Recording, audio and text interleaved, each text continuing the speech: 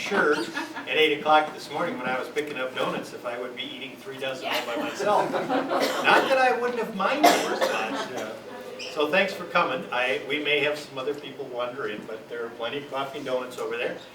We're fortunate today to have John Kahler, who is going to tell us about Rochester's early Wright brother. John was showing me some pictures that he may show you of what he called his cruise ship to Korea.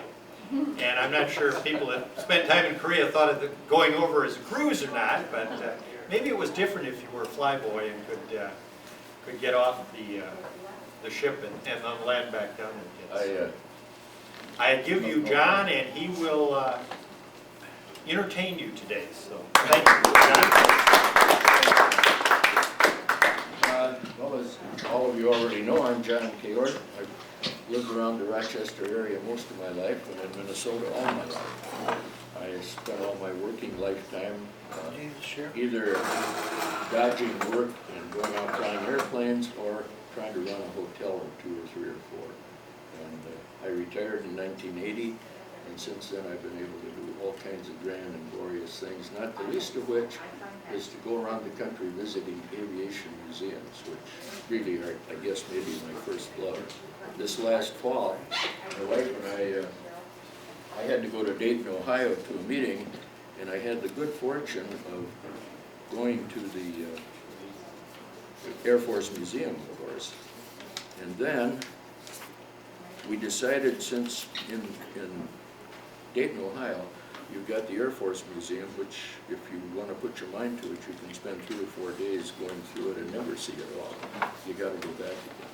But they also have the Hartslow propeller factory, and that is a real experience. I had no idea how they make propellers, but I know now.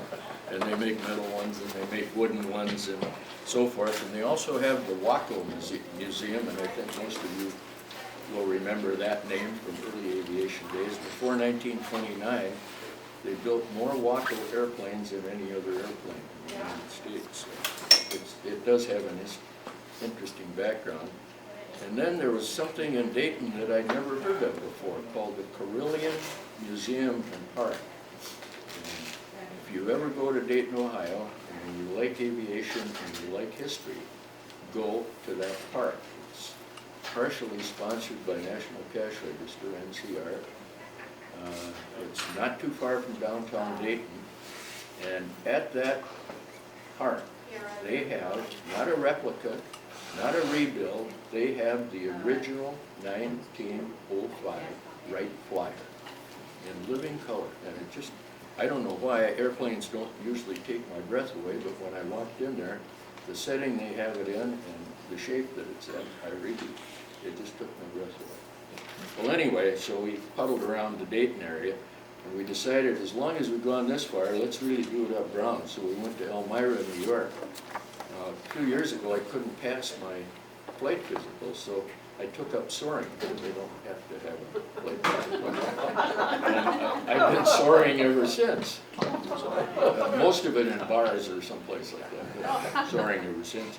Then we went to the National Warplane Museum, which is also in Elmira, and the Schweitzer glider factory, and I was kind of dumbfounded. Schweitzer doesn't make gliders anymore. All they produce in their factory is helicopters, which was, to me, very interesting since I was one of the early Navy helicopter pilots back in the Korean War days. From there, we went to Old Rhinebeck, New York. For those of you who are familiar with that museum, they have World War I airplanes and replicas of just about anything you can imagine, but the most important part of it is they fly the foolish things.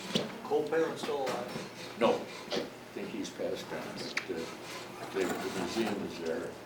It could use some attention, but we really enjoyed it. And our next stop was, what the heck was the name of that town? Oh, Hammondsport, New York, and we went to the Glenn Curtiss Museum.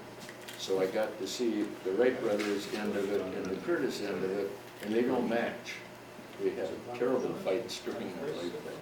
And it's interesting that the Curtiss and Wrights were the Wright brothers and Glenn Curtiss, and their 2 companies merged to become Curtiss-Wright. But prior to that, they didn't even speak if they could avoid it. was the biggest turkey of them all. Said you weren't gonna- How'd you ever make it through Thanksgiving? I couldn't get my car doors open. Why didn't you call me? I just live up the street. Anyway, we went to Glenn Curtis Museum, and you know, nothing in this life comes free, and you ladies have got a way of doing things. In order to get my wife to agree to go to all these museums, I had to do something for her, so I took her up to Freeport, New York, to the mother house of L.L. Bean.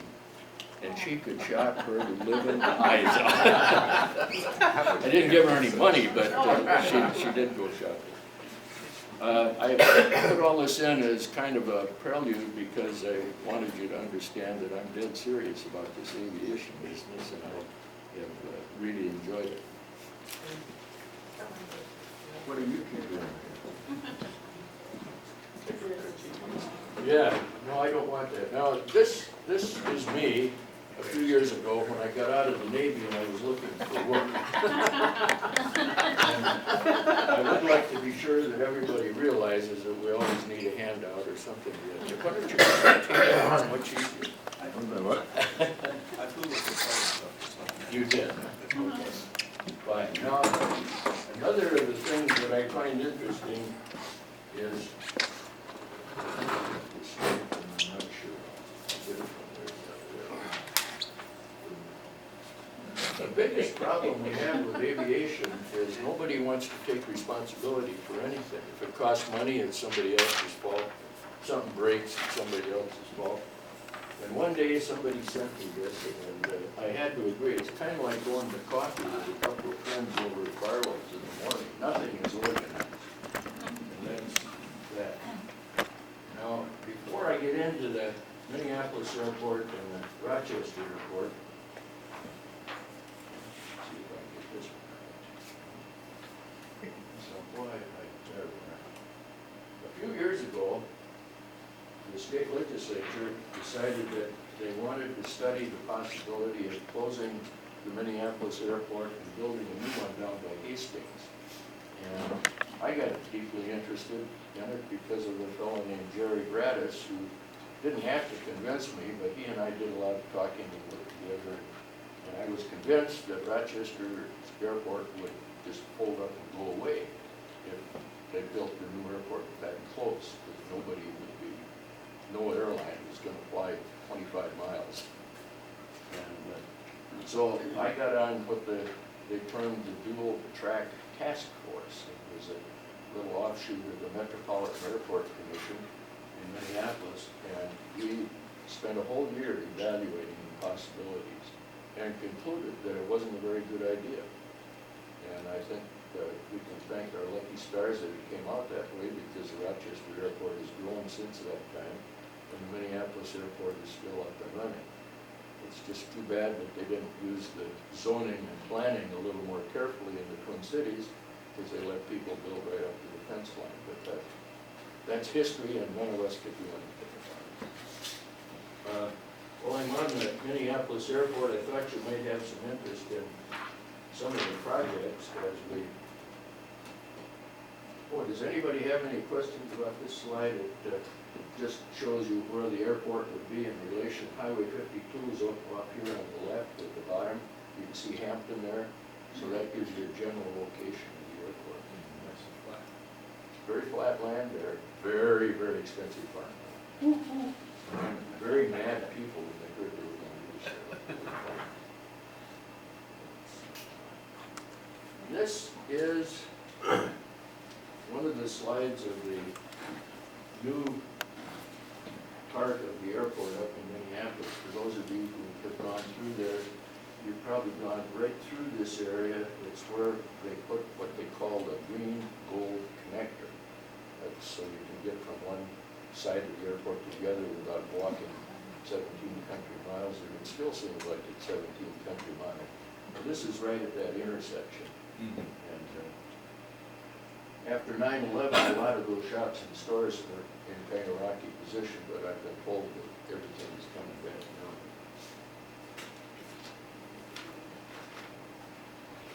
Well, we have people in Rochester who realize something's gonna happen, but they don't know exactly what it is. And I keep getting questions about this people mover that's being mounted on the outside of what they call terminals A, B, and C in Minneapolis. And it should be up and it should have been up and running by now, but due to a couple of accidents, it's not in service yet. It should start sometime in the spring. So if you come in from Minneapolis and you have to go out from some gate on the other side of the airport, this will whisk you up to the terminal part of the airport in about less than 2 minutes.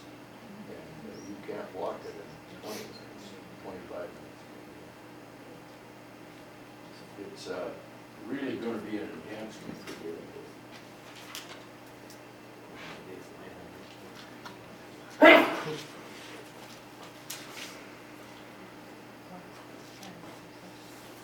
We'll have this well organized. I thought I'll just pass these around, and that's the Admiral who's, I was Admiral Phelps helicopter pilot. That's the Admiral inspecting this, so it's me on the engine. This is the aircraft carrier that was there.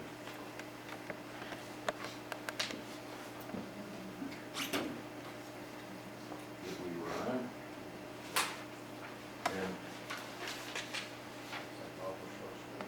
And this is the out in San Diego, California, and those bees are really helicopters. I think they're 16. And our commanding officer decided he'd like to have us in a big, long line. I happened to be flying the last airplane at the end of the line, and the CO decided that he was going to go out to sea and turn around and come back. Well, by the time he made his tour, I must have been 20 miles behind the rest of it, which was like crack the whip. It was really it was one of those days when I wasn't very proud of it, but I did aviation. Now, we'll get to why we're really here, and that is to talk something somewhat about right here. The two airports.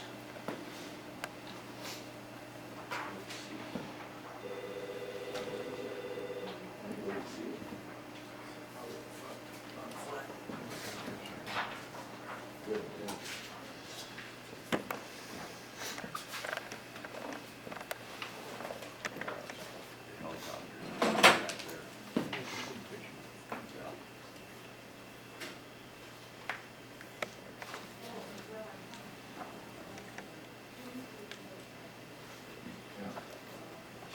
yeah.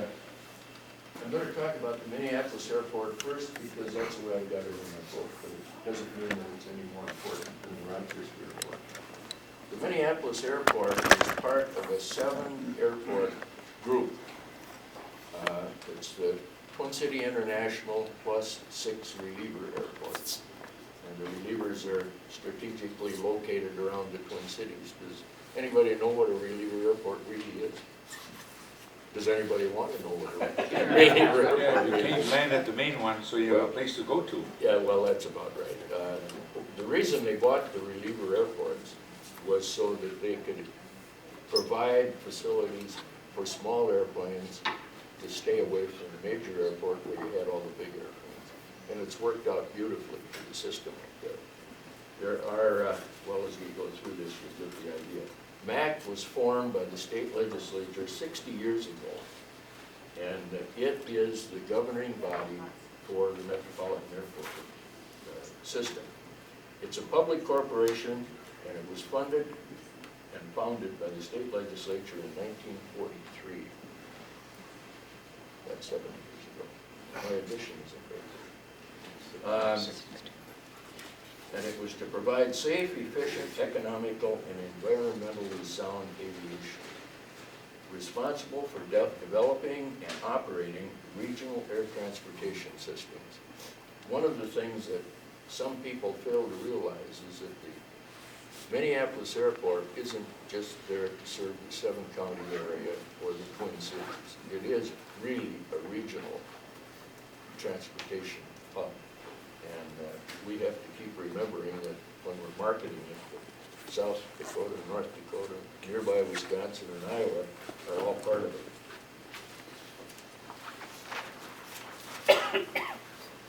There's an organization called the Airport Council International, and they do a lot of statistical work, and they concluded as recently as last year that the MSP, which is Minneapolis Airport, is seventh largest airport in the world from the point of operation, and it's 16th largest in the world as far as passenger traffic is concerned. So it's really a big, big operation. MAC and the reliever airports generate 800,000 operations a year. You can rapid that. What's an operation? Airplane taking off. Thank you. In 2002, there were 32,629,000 passengers that went through the Minneapolis airport. And that gave them a total of 507,669 operations. So it's a busy, busy place. And that's why the walk seems so damn far sometimes. You gotta have a lot of space to keep that activity going. In the 1920s and 30s, Minneapolis and St. Paul operated separate competing airports. Each city issued bonds for airport land and maintenance and levied property taxes for airport operations. In 1920, a private aero club established at Lowell Chamberlain Field on the site of an unsuccessful racetrack. I don't know how many people realize that MSP was actually a racetrack back in the early days, but it was. And they operated out of the infield at that racetrack. Northwest Airlines, and it was called Airways at that time, won the U.S. mail contract and acquired the only hangar on the airport in 1926. That's even before I was born. 2 years later, Minneapolis Park Board began operating the airport, and they renamed it the Minneapolis Municipal Airport. Northwest began passenger service in 1929. And I believe that I've got some information up on the mantle in our house of that was given to my great uncle when they started air service here, and that was in 1929 also, at Lot View. By 1938, the airport boasted 3,000-foot paved runways. There were 3 of them, and a U.S. Weather Bureau station and a control tower. St. Paul had developed an airport downtown, and it was striving to make that facility the premium airport in the metropolitan area. And as you can imagine, there was a lot of competition and everybody was getting taxed for it. Finally, the legislature stepped in and they created one airport and they designated the Minneapolis airport as the primary airport for the area. And they authorized it in 1943. The Minneapolis Municipal Airport became the primary facility and known since 1948 as the Minneapolis-St. Paul International Airport, Lowell Chamberlain Field.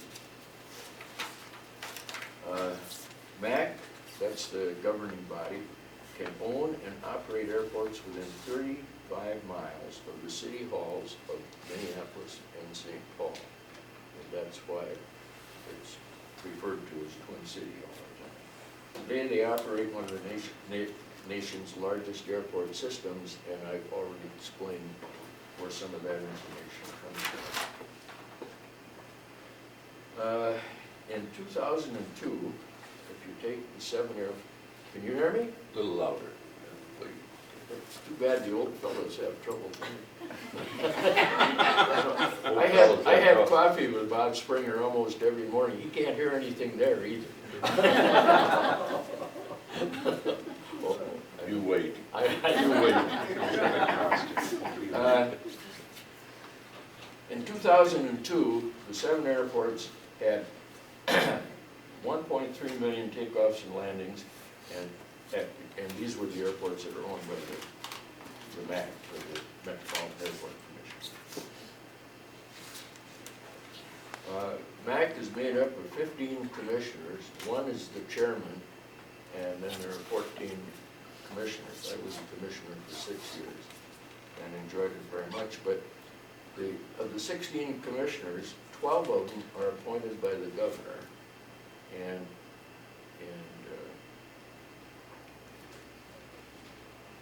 just a minute, I said that wrong.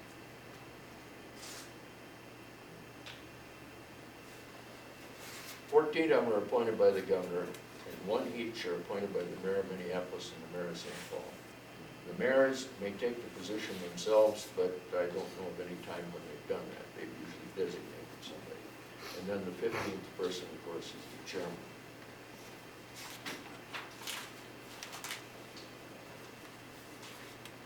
The chairman of the commission can come from any part of the state, but each one of the commissioners comes from a designated area.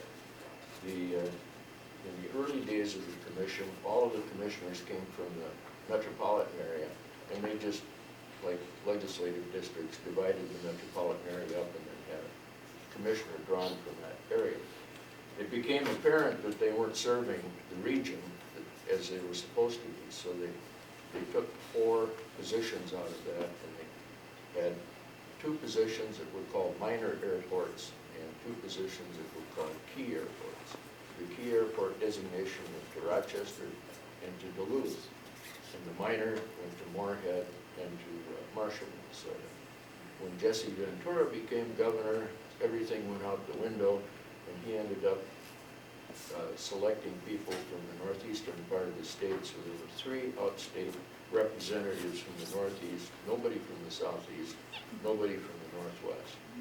And now I've been told that Governor Pawlenty is trying to get this leveled off, and there will probably be a position open for somebody from Rochester December 31st of this year. I say probably because I've been told that the gentleman from Hibbing is not going to reapply, and that will be the opening. And that's a key opening. Don't ask me how, when it's supposed to be Duluth, it got done, but that's what's happening.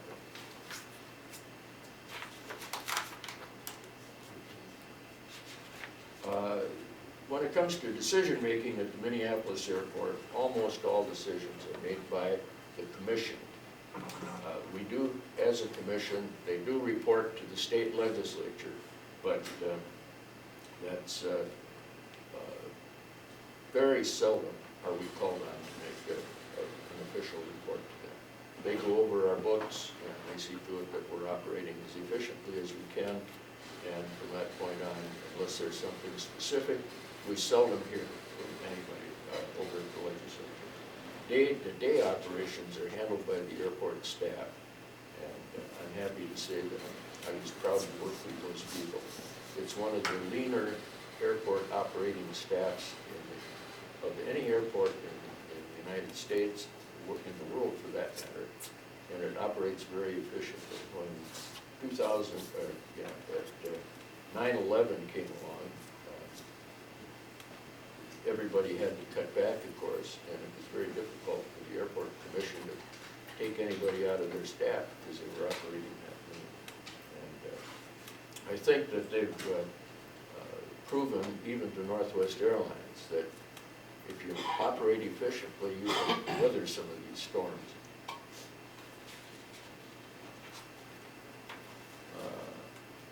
Now, MAC has the power.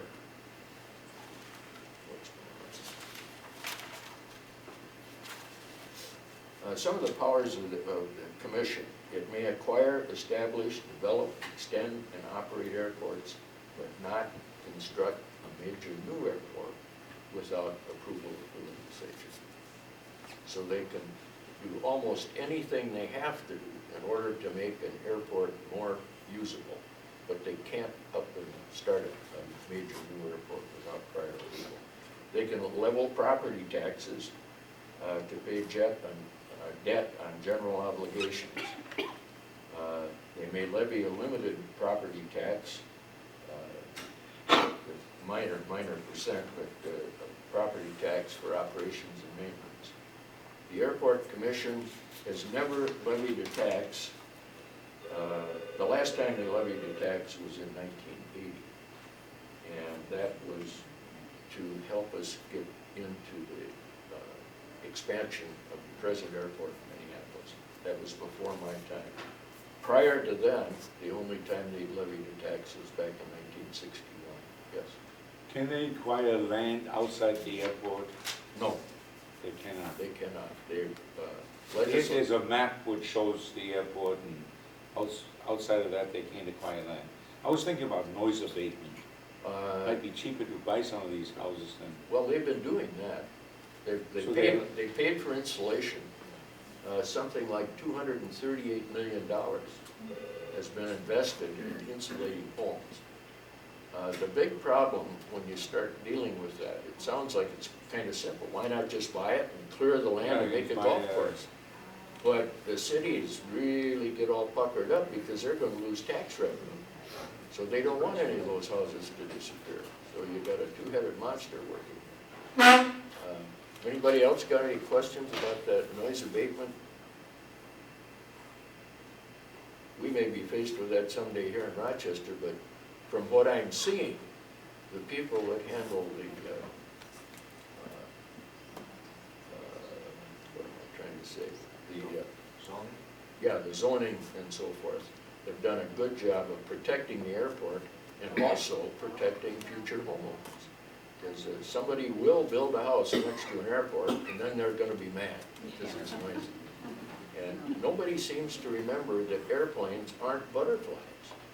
They're noisy little rascals. Let's see.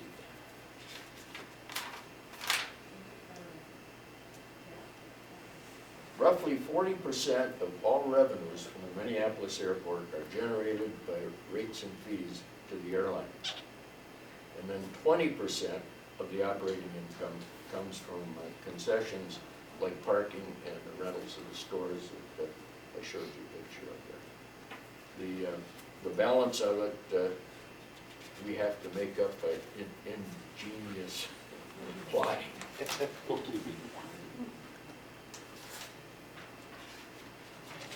Let me skip a little bit of this. This is something I've never quite understood. MAC has very significant autonomy. However, once in a while, partisan politics rears its ugly head, and then we have big problems. And I'm talking from the commission's point of view. It's important that people who understand and constantly work with airports run the airports. It's not a business like most businesses are. It's not a business where you can come in, stir up the pot, and then walk away and expect it to continue successfully. It just won't function that way. Fortunately, MAC has got less bureaucracy and regulation than many of the municipal and state organizations.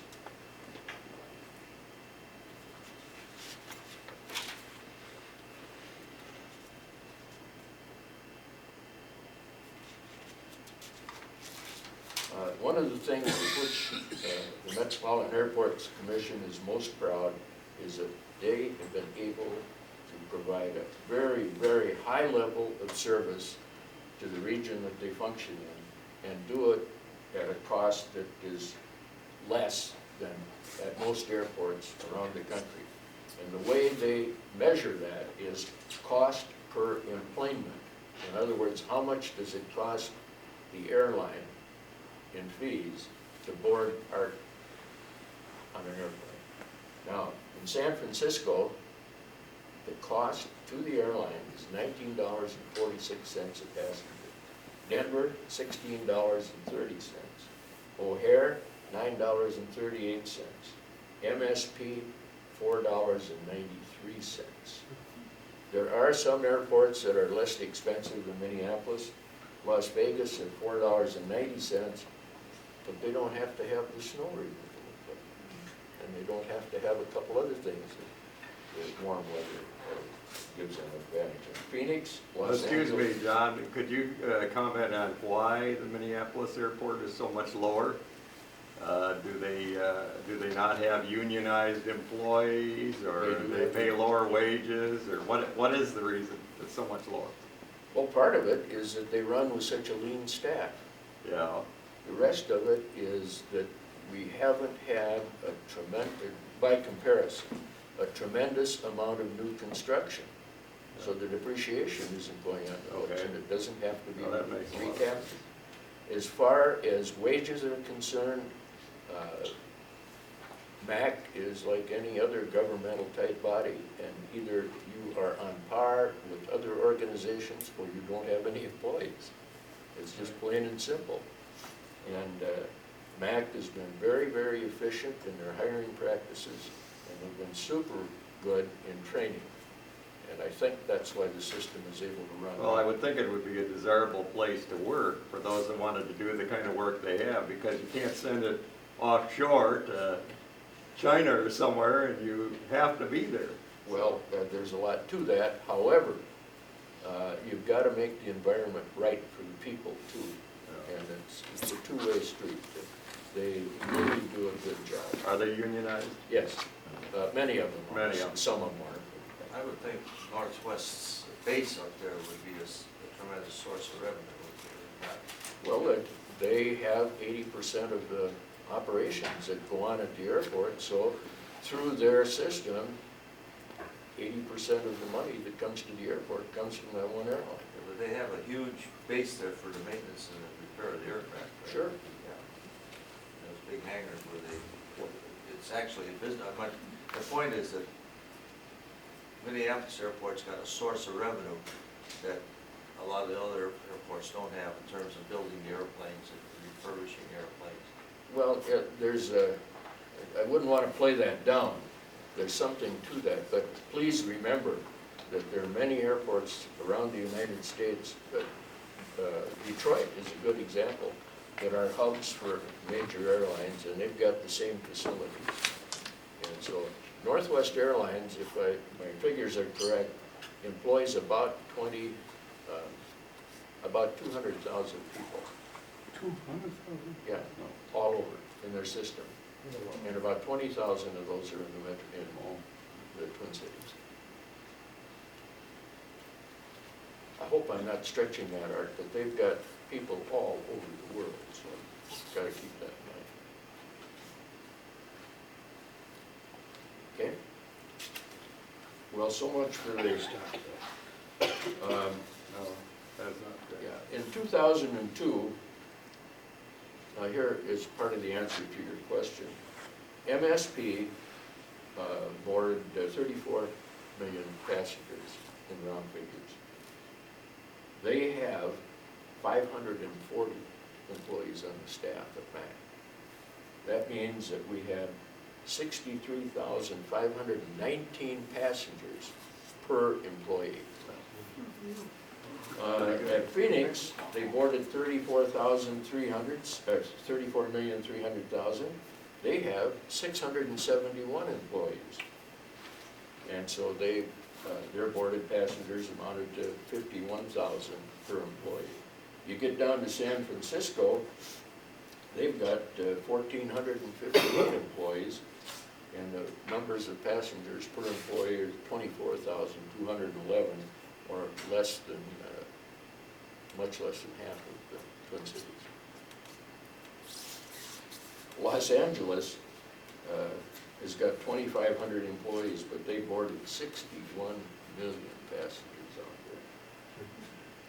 That's a lot of people. That includes transit passengers that land from Hawaii and go on to Yes. Boston. Well, just like Minneapolis, Well, it's got all the connecting passengers from the So the hub. passenger counts twice. Uh, Once when he gets off an airplane, once when he gets on. oh yeah, Okay. certainly. In the last few years, MAC has implemented a $3.1 billion expansion program, and that includes a new north-south runway and a new Humphrey terminal, which there's some question about whether we were wise when we authorized that, but before 9/11, it looked pretty good. And I think it'll snap back, starting to grow again. And they put 42 new gates on the Lindbergh terminal. They built 11,000 parking stalls. And they've got underground and elevated people movers. And next year, we will have the light rail serving the airport from Minneapolis.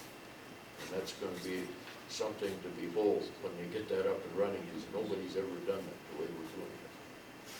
They're going to, people in the Humphrey terminal supposedly get a free ride over to the Lindbergh terminal, so we can take all those buses off the road and things like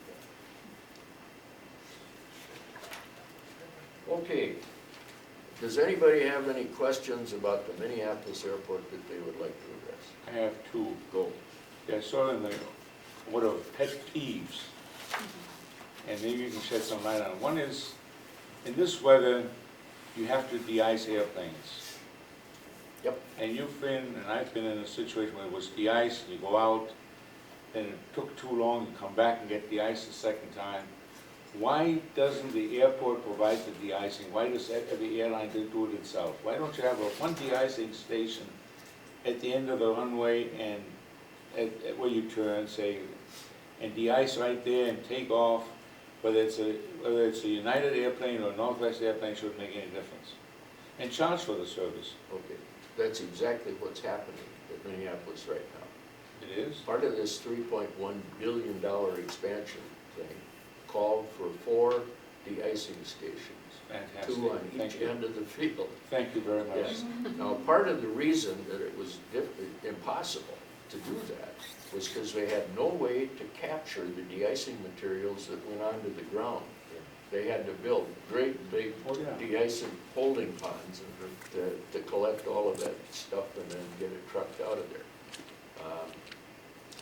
And they had to do a lot of construction to do it. There was no place to construct something like that till we bought up some buildings and so forth. The most latest acquisition was the old Navy hangar that sat on the field. Next time you go there, you'll note that's gone. Is that going? That is the last of the de-icing pads that's being built. Second pet peeve, who or what is keeping Southwest Airlines out of the Twin Cities? Herb Kahler. His answer when we went to see him was, not no, hell no. Why doesn't he want to come to Minneapolis? His logical explanation made good sense to me. What was it? Well, first of all, there are areas of the United States that he can go into and not have to fight a battle with Northwest Airlines. Northwest is a very, very strong competitor. Southwest Airlines is not an international carrier. They don't fly to Canada or Mexico. Yeah. So Minneapolis would be the end of the line. There's no place for them to draw business. Like San Diego. Yeah, there's no place for them to draw additional business from. And I just told you how many people go through the airport, but most of that's controlled by Northwest Airlines. And they're not going to make it easy for anybody coming in to pick up some of that business. So it would be head-to-head competition with Northwest. Now, when you take into consideration that when they went up to the Boston area, and I don't know that real estate well enough to know what where the airport is that they fly into, but it's not the big Boston airport. Not Logan. Huh? Not No, Logan. not Logan. And I probably shouldn't have gotten in this conversation. 'Cause I Flying with don't know. Providence. Okay. They fly into there, and the reason they do it is because they can operate less expensively. Also, the reason they would rather go there than to come to the Twin Cities, we've got about 4.5 million people in our operating area. They've got 16 million in their operating area. So there are more passengers to draw from. But Mr. Kelleher made it very clear, maybe sometime down the way, they'll look at it. But there are other cities that have got priorities in So this. we've actually tried to get him rather Oh, than stiff on him. Steve Leckway from Rochester Airport has talked to them. our people in Minneapolis have talked to them on a continuing basis. Okay. One last question, listen. Is the airport called Lindbergh or Wold Chamberlain, and who were Wold and Chamberlain? Well, they were both military pilots that got killed. And so it's kind of like O'Hare Field. Butch O'Hare was a very prominent Navy pilot and got killed. The name of the field now is Twin City International Airport. Neither Lindbergh nor, Well, it's Lindbergh Field. That's the name of the field. okay, And it's the Hubert Humphrey Terminal. okay. Okay. But that's just one of the terminals. That's, well, excuse me, it's Lindbergh Terminal, Hubert Humphrey Terminal, Wold Chamberlain Field. So they're all names and none of them have disappeared, they're there. Yeah. But to avoid confusion, Okay. you know, ordered by number, red, 1, 2, white. Okay? Humphrey Pink. Oh, an interesting aside, a few years ago, they decided, you know, we had the red and the green and the gold and the blue concourses. And we were gonna add 2 more concourses. They said we want to name them A, B, C, D, E. Well, why? Why go through all the work of changing those? Well, we're kind of running out of colors. Well, okay, far be it from me to second guess everything, but is there more to this? Well, a lot of people who come from foreign countries are colorblind. Well, now, the fact that it says G-O-L-D and it's gold should be able to help them. I hope they can read, but they're colorblind. I said, okay, I give up. 2 years later, we're gonna designate the areas in the parking ramps. And what did they do? Colors. I said, so you don't want anybody to get lost on an airplane, but you don't give a damn if they ever find their cars. Why did they put, is B not connected to A, one of them is not connected? Yes, they are. They're all connected. No, it was, for a long time you had to take a bus to, Well, yeah, but that was while it was under it's construction. connected now. Yeah, if you stop to think about it, you remember where the post office used to be? Yeah. Well, the federal government couldn't decide what they wanted for a post office. And we were under construction, extending the C concourse. And the post office sat right smack in the way.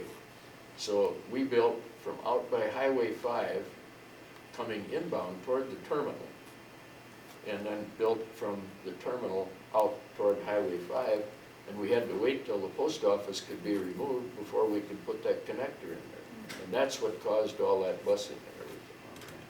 But, you know, if we'd have waited till the post office was out of the way, those buildings wouldn't be open to this day.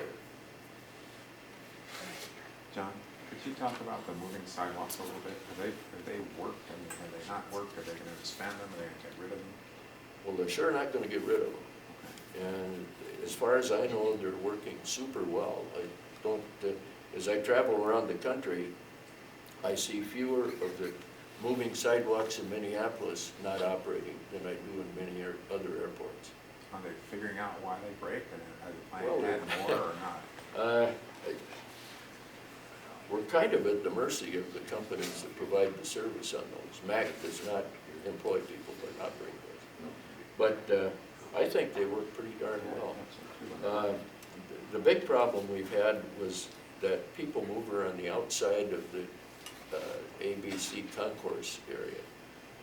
They just about had it up and ready to go, and one of the Otis people was testing it out, and somehow the cars got away from him and he ran them right into the terminal building. And they had to go back to the factory and be reworked, and then they came back and somehow or other, like somebody ran a crane into it.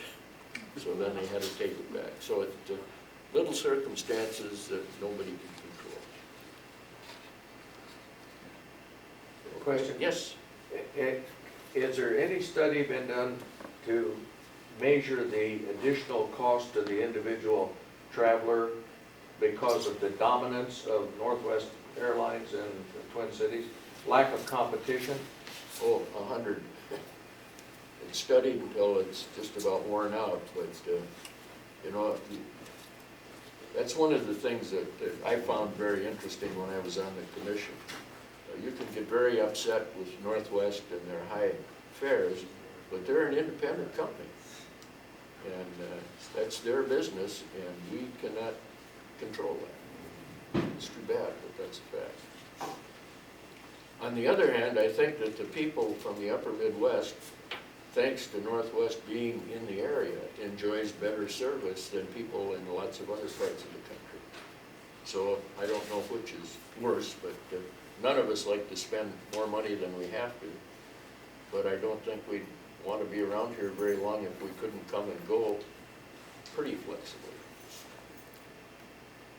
Well, I don't consider the scheduling that they have out of, especially out of Rochester, to be pretty flexible. It seems like anything that you want to connect to it in Minneapolis, why, it's a 2.5 to 3 hour wait before you can get an outgoing flight, but with the connection here. So you end up spending half your travel day waiting in the airport.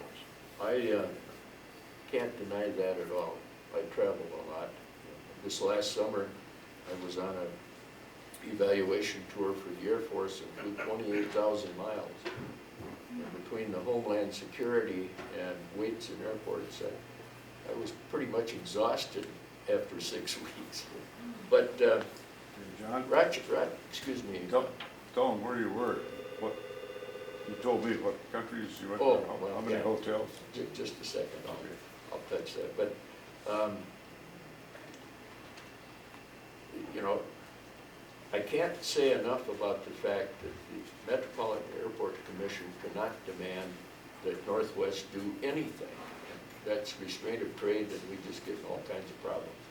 Now, there is a problem with the connections between Rochester and the Twin Cities.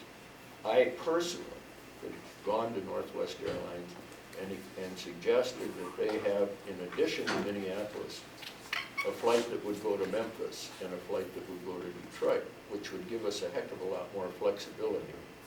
But they don't seem to want to put those on.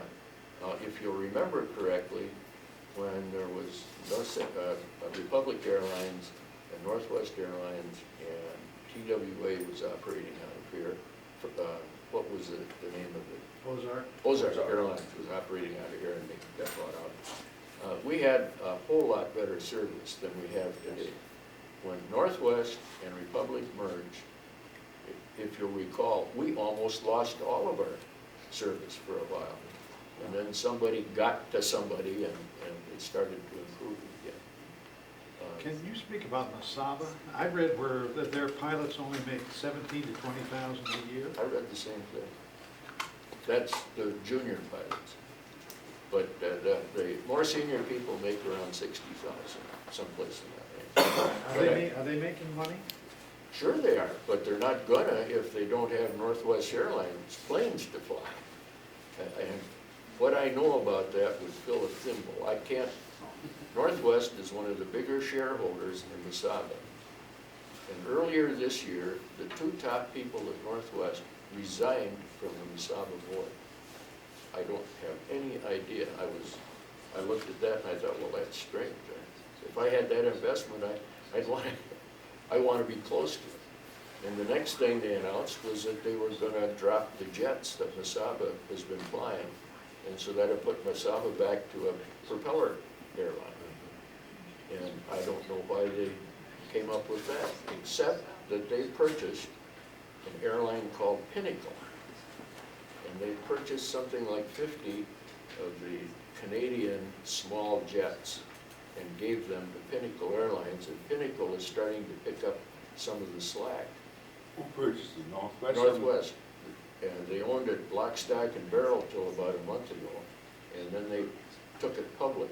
Well, does that mean that we could get Pinnacle instead of Masaba? I don't know. I have Where does no- Pinnacle fly? The major part of its flying is out of Memphis, but they're starting to appear up in our part of the country. And they're flying all jets, the smaller jets, but all jets, so it's pretty good transportation. Yep. Can you speak to the management of the Rochester Airport, what is the management system and what makes up the body of it? And is there a linkage between the major manufacturers or businesses here in Rochester and the management of the airport, like IBM or Mayo Clinic or? Well, I was just gonna get into the Rochester Airport here, and maybe those questions will get answered, and if not, then we'll see what I can do. Well, let's see now, the Rochester Airport,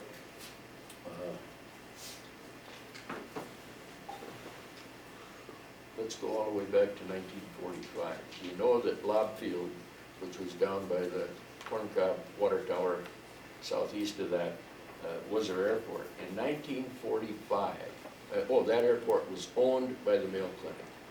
In 1945, the clinic donated Lobb Field to the city of Rochester. And Who was Lob?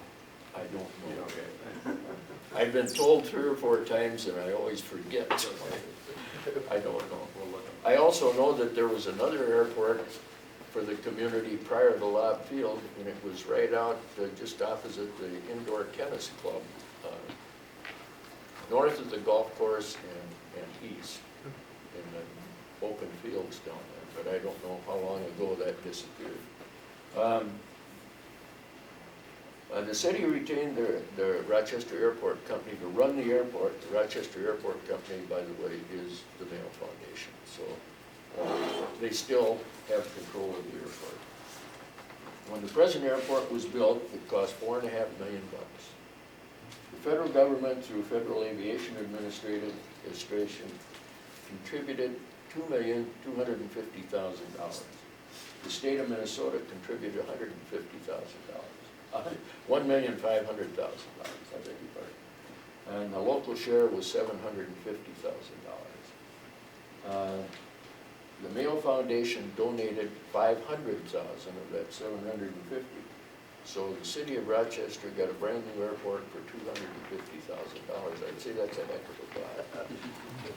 And it was located so that there weren't going to be a lot of noise problems. This included 1,988 acres of land, all the runways and taxiways, and the lighting. 3 permanent buildings, the terminal, a service building, and the Weather Bureau building. The city also floated a bond issue to build a large municipally owned hangar located at the airport, and that was built so you could have private aviation there, called the FBO. The bond totaled $340,000. It's a general obligation. The bond has long since been paid off.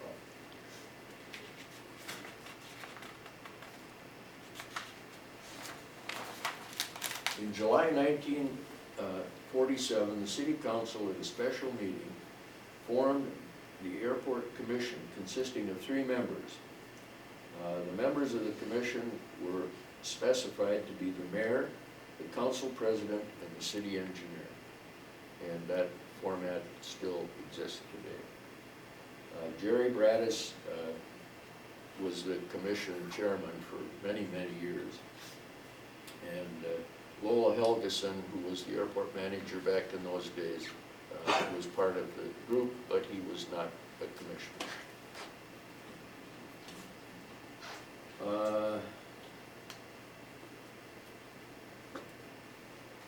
This goes back and restates some of this twice, and I want to stay away from that. Under the terms of a management agreement, which was revised in 1975, the company, this is the airport company, retains a management fee as outlined in the enclosure, which they were kind enough not to give to me, so I can't tell you the structure. Now, as I explained before, under the present arrangement, the city of Rochester owns the airport. They own all the buildings on the airport, except for a few privately owned hangars. And as these hangars' useful life comes to an end, the airport itself is building new hangars. So eventually, they will own and completely control all the buildings on the airport. The airport company owns and provides operating equipment, offices, rolling stock for snow removal, snow plows, and all the other good things that go with the airport. Now, why did the Mail Foundation make that wonderful gift to the city of Rochester? When they owned the airport, and this situation is still in place all over the United States. When an individual or private parties owned an airport, the federal government, through the Federal Aviation Administration, could not contribute any money. You couldn't get any federal or state money, for that matter, if it was privately owned. I happen to be one of the owners of a little airport up at Stanton, Minnesota, where I do my soaring. And we can't get 1 cent of state money to help us support that airport. So we gotta be efficient enough so that we can pay the guy that mows the grass, all these other things that keep an airport going. Okay, Mayo was in that position and they wanted to expand the airport. So if they would give it, or if it would end up in the hands of the city of Rochester, then they could apply for federal funding and state funding and so forth. And you've heard how that fell together here. And that's why the Mayo Foundation gave the airport. It's also because of their deep interest in it and the tie between people getting to Rochester and the success of the clinic, why they wanted to continue with the management, and they have to this day. Now, let me see if there's anything in here that would go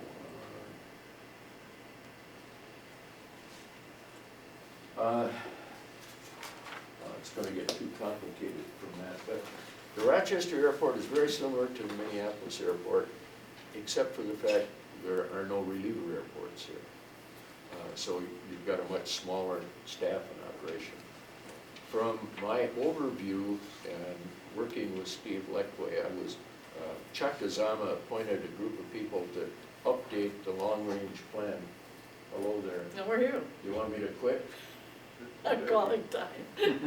No, what I think would be good though, because it is about past 10. And whenever it gets past 10, I know some of you like to get moving, and I want to always be respectful of your time. John thought he probably could talk for 25 to 30 minutes when I asked him to do this, you know? But when he starts talking about airplanes and airports, he probably brings more information and knowledge, not only about here, but the Twin Cities, than most of us would ever even think of encountering. Sadly, more than you want to hear. No, it's obvious, they're interested. And I want you to go ahead and keep on talking and asking questions. John wanted to apologize for having to leave. He needed to go to a meeting. And, the other John. The other John. And, he wanted you to be sure and keep going as long as you wanted to keep going. And remind you that we're going to, the January program will be Mike Podolke, and you'll see the ad on that on the stone, more information about the stone. So that will be. About the what? What is it? I'm trying to remember. Runestone. The which one? The Runestone. Oh yeah, the Runestone. He's done a lot of information. Kensington Runestone? Yeah. Okay. So he's going to be here in January. But we want you to go ahead and keep going. You all right? There's always more coffee. John also wanted you to know to hear about this at the Roger Repertory, the Foreigner Larry Shoe's Classic Comedy. I'm actually in that show. All right. And Why don't you speak to it? it's a fundraiser for the Repertory Theater, which has had some of its funding cut, so they're looking for other sources of income. So they just put up a show for one weekend. It'll be Thursday, Friday, Saturday. The show's at 8 o'clock. It's unreserved seating, $15 admission, and at 7:35 there's a band that's going to play, and they'll also play at intermission. Are you the band? Thank you. That's what Are you the band that's gonna play? It's a comedy. It's actually quite a. I'll give you a hysterical plug. film. Okay. I saw this, maybe some of the rest of you did too, at the Civic Theater some years ago. Oh, yeah, It is we did. one of the funniest It's very funny. plays I've ever seen. Well, it's December 11 to 13. So it's tomorrow, Friday, and Saturday. just 3 nights. Thank you very much for your constancy in coming to the Princess Cafe, and happy holidays and Merry Christmas. Same to you, Jimmy. We'll see you, well, no, I'll see you next Friday. That's right. I know that.